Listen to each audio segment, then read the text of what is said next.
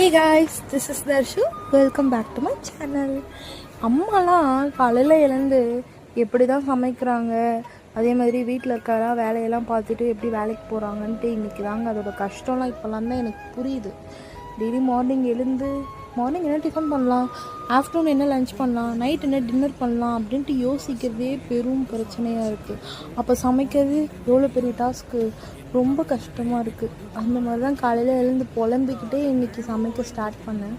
மார்னிங்கே எழுந்து சாம்பார் வச்சுட்டு அதே மாதிரி அவரைக்காய் பொரியல் அண்ட் அதுக்கப்புறமா மார்னிங் பொங்கல்லாம் பண்ணிட்டேன். இன்றைக்கி கொஞ்சம் வெளியே போனோம் அப்படின்னு சொன்னால மார்னிங் எல்லா வேலையும் முடிச்சுட்டு கிளம்புனேன். மாங்காய் சீசன் வந்ததுலேருந்து நான் மாங்காவே சாப்பிடலை, வாங்கலை, எதுவுமே பண்ணலை.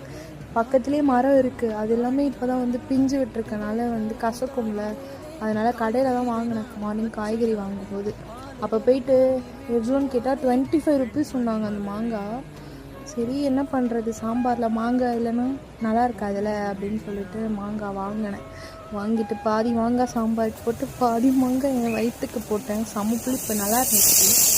பட் மாங்காய் ரொம்ப இந்த வெயில் டைமில் எடுத்துக்கக்கூடாது, ஹீட் ஆகிடுச்சுன்னா அப்புறம் பிம்பிள்ஸ் வர ஆரம்பிச்சிடுன்னு சொல்லிட்டு எல்லா ஒர்க்கும் கடகடன்னு முடிச்சுட்டு நான் எங்கே போகிறேன் அப்படின்ட்டு பார்த்தீங்கன்னா இன்றைக்கி வந்து பேங்க்குக்கு போகணும், கொஞ்சம் பேங்க்கில் வேலை இருக்குதுன்னு சொல்லிட்டு கிளம்பிட்டேன்.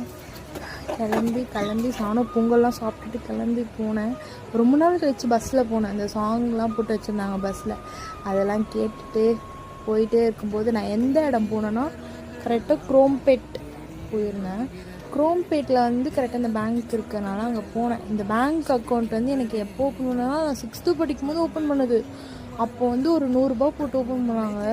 எப்போ 2016 100 ரூபா போட்டு ஓப்பன் பண்ணாங்க.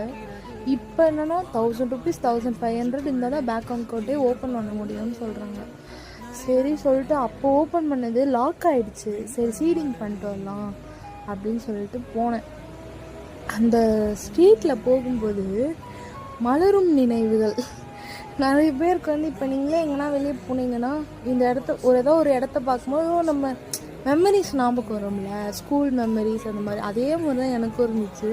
அந்த குரோம்பேட் சப்வேலாம் போகும்போது டெய்லி மார்னிங் 8:30க்கு ஸ்கூல் உள்ள இருக்கணும். 8:30க்கு அந்த ரோட்டில் நாங்கள் போவோம், பஸ்ஸை விட்டு இறங்கி ஐயோ டைம் ஆகிடுச்சு ஓடுன்னு ஓடுவோம்.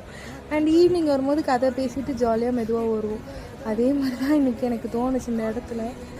அப்புறம் பேங்க் வேலையெல்லாம் முடிச்சுட்டு ஒரு வழியாக நானும் வீட்டுக்கு கிளம்பிட்டேன். இதே மாதிரி உங்களுக்கும் மெமரிஸ் அந்த மாதிரி எதாவது இருந்துச்சுன்னா கமெண்ட் பண்ணி ஷேர் பண்ணுங்கள், சப்ஸ்கிரைப் பண்ணுங்கள் மறக்காமல். பாய்.